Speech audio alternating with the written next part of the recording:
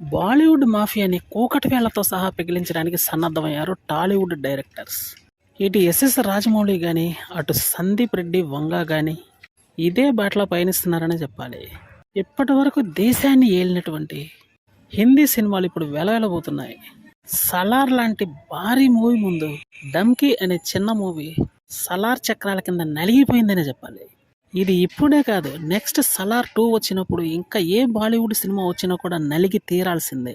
ఎందుకంటే వాళ్ళు కథలని ఒక పర్థం లేనటువంటి సెంటిమెంట్తో నింపేస్తారు. కానీ అదే కథల్ని తెలుగు డైరెక్టర్స్ కానీ తీశారంటే అదిరిపోయే హిట్ కొడతారు, బ్లాక్ బస్టర్లు ఇస్తారు. ఇప్పుడు జరిగింది కూడా అదే. రీసెంట్గా సందీప్ రెడ్డి వంగ బాలీవుడ్ హీరోతోనే బద్దలైపోయే కలెక్షన్స్ రాబట్టాడు. ఇప్పుడు సలార్ మూవీ కూడా అదే బద్దలు కొట్టే కలెక్షన్స్ రాణిస్తుంది. ఇప్పటికే ఈ మూవీ అదిరిపోయే కలెక్షన్స్ తోటి పూర్తి స్థాయి లాభాల్లోకి వచ్చింది. దీనికి పోటీగా నిలబడటానికి ఏ బాలీవుడ్ మూవీ కూడా నిలబట్టలేదనే చెప్పాలి. ఇక ముందు నిలబడదు.